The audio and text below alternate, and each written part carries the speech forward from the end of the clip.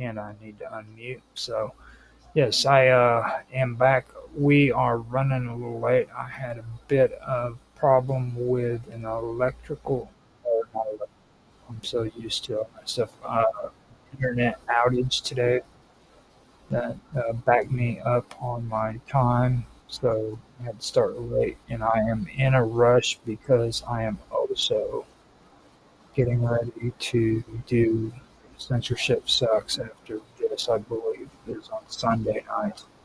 So once I get this started, I can hear the voice, yada, yada, yada. I will be ready to go. I heard no audio, though. That's the weird part. Hmm. Okay.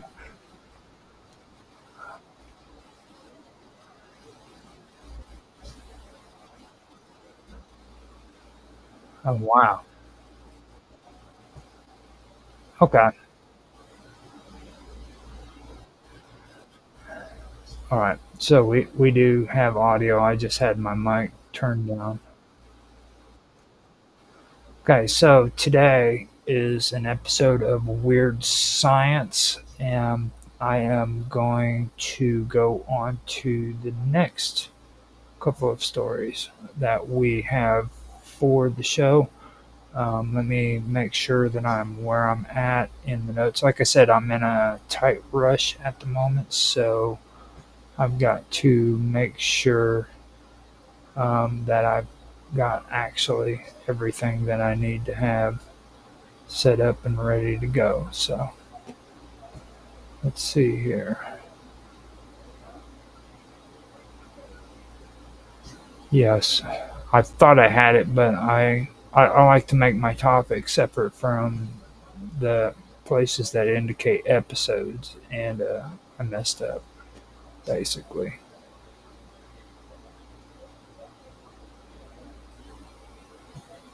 All right, now I'm lost. Okay, here we go. So here we go. The idea that intelligent life might one day replicate an entire universe is not simply the domain of science fiction. It rests at the fringe of theoretical cosmology and philosophical speculation, where quantum gravity, general relativity, and the study of consciousness begin to interact. Among the boldest of these ideas is a concept in which a universe is intentionally created near a black hole, taking advantage of the extreme time dilation present in such an environment. In this scenario, a supercomputer or an advanced computational architecture governs the process of matter decay, entropy, regulation, and cosmic regulation, carefully guiding the newly formed universe through its earliest stages. Though highly speculative, the idea is rooted in real physical theories and models, and it and it presents a vision of intelligence that is not limited to planetary or even galactic ambition, but rather seeks to step into the role of creator itself. To begin understanding this proposal, it helps to examine the unique properties of black holes. A black hole is a region of spacetime so dense that nothing, not even light, can escape its gravitational pull. These objects are formed when massive stars collapse under their own weight, leaving behind a singularity surrounded by an event horizon. From an outside perspective, time near the edge of a black hole slows dramatically due to gravitational time dilation. This effect, predicted by general relativity, means that while only a short amount of time may pass for an observer near the event horizon, a much larger period might unfold for someone observing from a safe distance. This temporal effect forms one of the key foundations of the proposed theory. If a new universe could be initiated in close proximity to a black hole, then time within or near that region might pass at a drastically different rate compared to the surrounding cosmos. The slowdown could be beneficial in stabilizing the creation process, allowing precise adjustments to the condition of the forming universe while minimizing the risk of instability or premature collapse. By placing this process in a temporarily stretched domain, the creator might have more time to respond to anomalies, correct errors, or even abort the process if it began to threaten the safety of the external environment. But simply placing the birthing of a universe near a black hole is not enough. The act of creation would require detailed control of the laws of physics at a fundamental level. This is where the concept of a cosmic scale computer becomes essential. Such a computer would not resemble the machines we know today. Instead, it would likely be a fusion of quantum mechanics and biological principles, operating at the edge of what the universe allows in terms of information processing. Its architecture might use matter and energy in ways that appear incomprehensible to current observers. It could be distributed, modular, or even embedded within the structure of space-time itself. The supercomputer would have the job of regulating entropy, the natural tendencies for systems to decay into disorder. In the earliest moments of a new universe, matter and energy must be carefully balanced to avoid a scenario in which everything collapses into radiation or disperses without ever forming stars, planets, or life. Entropy must be managed like a sculptor manages marble, with each chisel precisely placed. The supercomputer would monitor the decay of particles, stabilize quantum fluctuations, and make micro adjustments to the constants of nature to ensure that the universe takes root in fertile conditions rather than devolving into chaos. It is important to understand that in this theoretical picture, the creation of a universe is not like pressing a button and watching a result. It is a gradual process filled with feedback loops, recalibrations, and contingencies. The supercomputer would likely run complex simulations of possible initial conditions, running vast branches of hypothetical realities and selecting those with the highest probability of producing stable and habitable environments.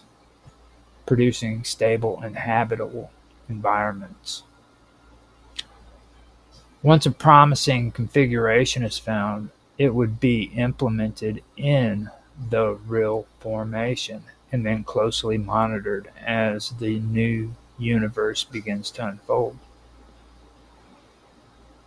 Another essential element in the theory is the idea that the black hole itself is not merely an energy sink, but a potential bridge. Some physicists have speculated that what lies beneath the event horizon may not be a dead end, but a kind of gateway. In these models, black holes do not destroy matter, but rather funnel it into a new region of spacetime, a region that could, under the right conditions, expand into its own separate universe. This process is sometimes referred to as a quantum bounce, replacing the classical singularity with a transitional bridge. In such a scenario, the new universe would be causally disconnected from the parent, meaning that no signals or material can flow back. However, the conditions set before the bounce could influence everything that happens afterwards. The implications of this idea is staggering, or are staggering. If intelligent life could create a black hole with the specific intention of using it as a seed for a new universe, then the act of universe replication becomes not only theoretically possible, but perhaps even desirable. This would be a form of legacy unlike anything imagined before. Instead of building monuments, space stations, or even intergalactic empires, a civilization might choose to create entire new realities, each seated with its own parameters, laws, and possibilities. This raises the question of why a civilization would undertake such a task. The motivations could be many. Perhaps their universe is nearing its thermal death, and the only hope for continuity is to create a new one. Perhaps the act of creation is seen as a moral imperative, a duty of sentient beings to extend life and complexity beyond their native cosmos. Or perhaps it is an act of transcendence, a final evolutionary leap in which intelligence ceases to be a product of the universe and instead becomes its progenitor. There are many.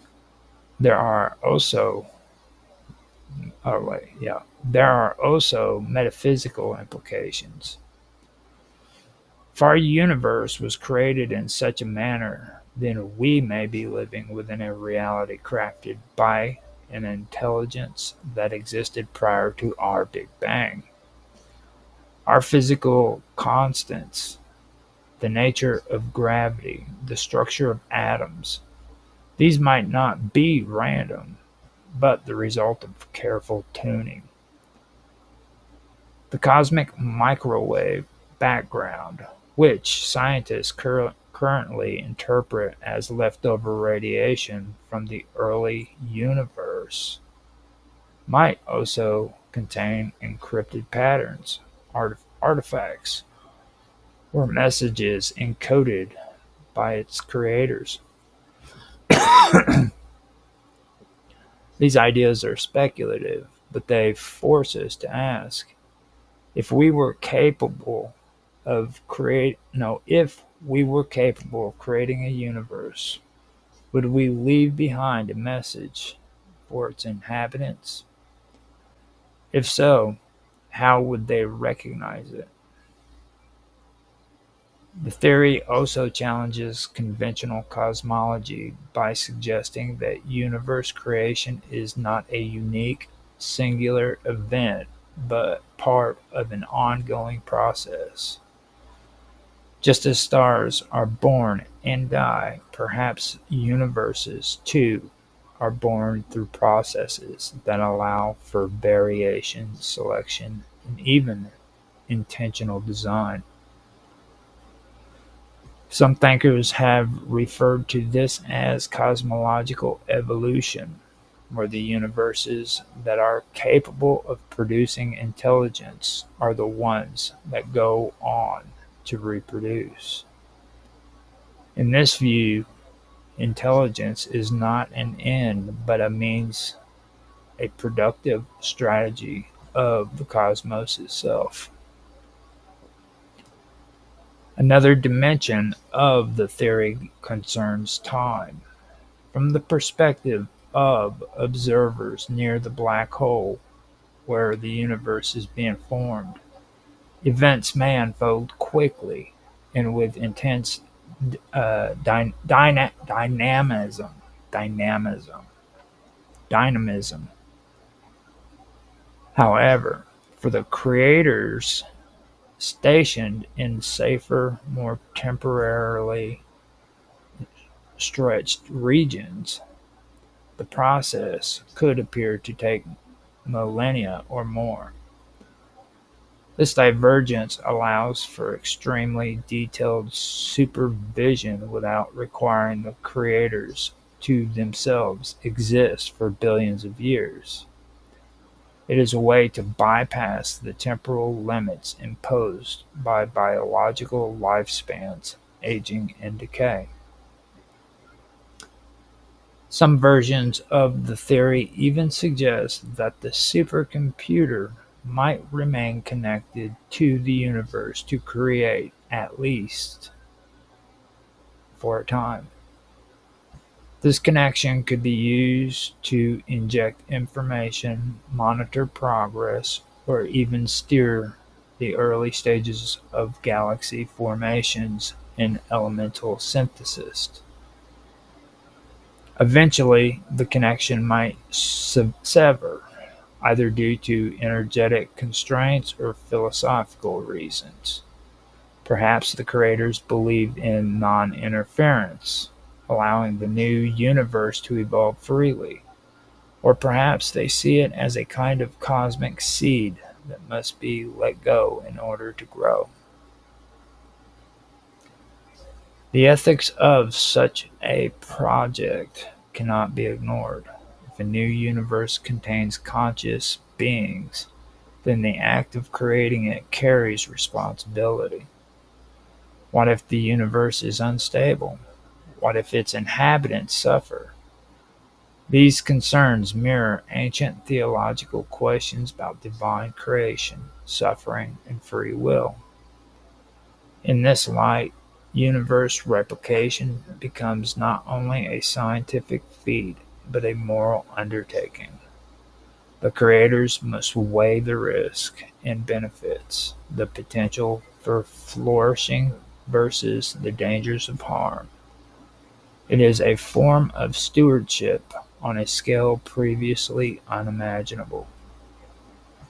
Although this theory remains beyond the reach of current technology, the foundations are already being laid.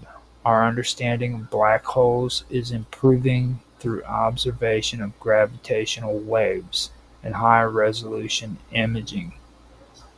Quantum information theory is pushing the limits on what can be computed and how systems can be entangled across space. Philosophers and scientists alike are beginning to take serious the idea that intelligence may be an essential component in the life cycle of universe or universes. If these trends continue, then what now seems impossible may eventually become the focus of real engineering and exploration. Now, it's like I said, I have maybe an hour before I have to go and do a I have to go and do a simulcast for Dragus Production. They're doing Censorship Sucks tonight, so I wanted to come on and get this episode done, and also I wanted to point out that this is a part of the topic that I brought up in the last episode. Now, the last episode, I was talking about astro engineering, and there is a theoretical um, scientific theory. Yeah, well, it's just a theory, I guess, and it's called the developmental singularity hypothesis. Now, this is actually a pretty interesting topic, and here before long, I would love to get into this more, and I will be bringing it up on other streams and stuff. Now, I do have more topics on the subject, and I am wanting to get into it and um, start getting into this, but I am also wanting to cover more stuff that seems to be weird science as well. So what I'm doing is I'm breaking them up into roughly about 3 topics so that I can have 3 topics that I can go over in one episode. And this, sorry, this was one of the 3 topics that I was going to bring up. And like I said, I am in a um, kind of in a jam at the moment. I have less than 40, I have a little bit over 45 minutes to get everything set up and do another simulcast tonight. I ended up having electric out or internet. The internet went out just before 5 o'clock, so I didn't have any time to I wasn't able to do my stream, and I had it timed to where I could be on at 5 p.m. my time to do my stream, and then be able to have a little bit of time in between before I did that simulcast. And tonight I was only able to get on just around 5:45, which really messed up my timing. So I decided that I was going to come in and I was going to bring this up and read it, bring the topic up. Now, I had heard about this theory a while back, and it's taken me forever to actually find it. And when I did finally find it, I started doing some research into it. The thing that really caught my mind is this developmental singularity hypothesis. That's actually interesting in its own self, where it talks about instead of exploring out into space, we start going inward, and it describes how we've been doing our technology. It kind of shows that in a physical way, how like our phones, like if you look at how small our phones are getting, or how they were at one time, now they're kind of flat, but they're still bigger. You know what I mean? But even though they're bigger in that sense, they're still flat. And the whole point of that is our technology is getting smaller. Things aren't as big and bulky as what they used to be, and it seems that we are actually going compact. And that theory poses the question on what if we're looking out into space and we're doing all the wrong things when it comes to looking for intelligent life.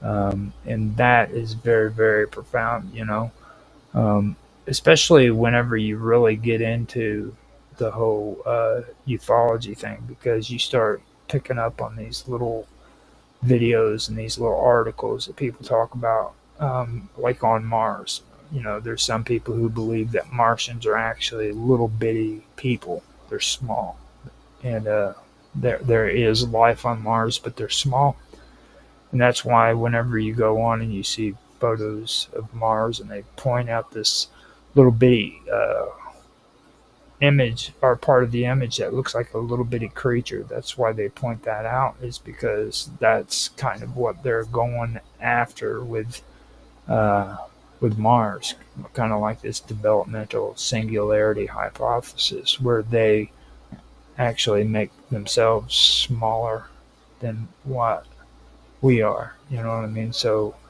that that does um, that does make a pretty interesting topic. You know what I mean? So I think that that is something that I've always been interested in. When I first heard it, it was from this one guy. He was on YouTube, and I still can't remember the name of his website or the name of his channel on YouTube, but he had like a speech problem, and he was a scientist. He wasn't into ufology or anything. He just wanted to say, you know, he wanted to say if there was aliens, this would be the most logical thing, you know.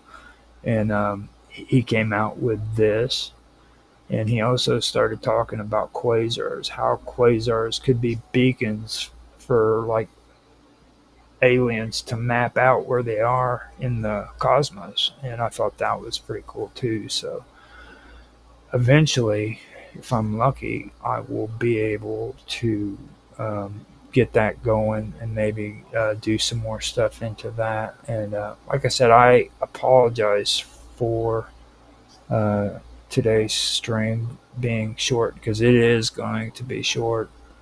And the only reason why it's going to be short is because I I lost my internet, and I do have to actually do a stream tonight um, for somebody else. So now the whole thing that I was talking about with this theory, what I said in the last one is it's an inward trajectory, and that's how they defined it. Um, it's a space-time energy matter compression, where instead of us growing out and trying to uh, travel the stars, which everybody knows that it's going to take a lot to get any significant amount of distance. But instead of doing that, we start thinking of compression rather than exploration, basically. You know what I mean? Look at the inner space rather than the outer space. And that is what I did last week. Um, it said in that one, it said, in this process, as civilizations become more intelligent, their use of space becomes more compact. Their interaction with time becomes faster and more deliberate. Their energy usage becomes more refined, and their relationship with matter becomes increasingly optimized. And that was a part of what I was looking for. But the truth of the matter is when it comes down to it, it's actually this week's topic. This is the one that I was really, really fascinated with the idea that um, there's a theory, there's an actual theory out where they're talking about actually having a universe created uh, near a black hole. And like everything in nature, no matter what, has to go through the process and of decay. You know what I mean? Material comes into the world, and it has to decay. And that's just, I mean, science has confirmed that, you know. But what this brings up is the idea that it doesn't have to be that way later on as technology grows. If you can put this, or if you can create a universe near a black hole, and you can have this computer, this super computer, um, or advanced computational architecture, whatever you want to call it, if you could have there, what it could do is it could make sure that not only do you not decay, but like everything within that universe doesn't decay at the rate of the black hole that you're in. You know what I mean? That it could monitor it and make sure that the process um, doesn't fall apart. That things don't just disintegrate the moment that you put it in there. And when he was talking about it, he was talking about it in the pretext of what I'd read to you, where to escape the final days of the universe, where it's going to just finally fall apart. You know, what if a civilization actually created a galaxy within a black hole to slow down the process and make it to where a civilization could go into that universe and live there, and they could have generations on top of generations of people in that universe. And when the larger universe collapses, it would be it would expand their time in existence. And I never even stopped and thought about it either. Like, if that universe did collapse, what would happen to the black holes? Would they disappear too, or would that universe still survive within that black hole? So um, those are some pretty cool things that really stuck out to me, and I thought I would bring it up and maybe get some feedback from you guys and see what you think about it. So if you like this video, which I know it's short, but if you like it, uh, like, subscribe, share, make comments. I'd love to hear what your feedback is. Um, Went and checked the audio real quick, make sure it does sound good. And like I said, I do apologize about this one being so short, but I am really tight on schedule. I will be back later, and we will discuss the other topics that I do have. I just had to get a video out. That's all it was. I try to make this as well. When I say I'm going to have a video out on Sunday, I'm going to have a video out on Sunday. That's just basically the way I am. Um, and if you guys like this, like I said, please like, subscribe, share, make comments. Really make comments. I would really appreciate that. And we are on Kick. We're on Rumble, X, Twitch, Kick, YouTube, and DLive. So you can check us out on any of those platforms, guys.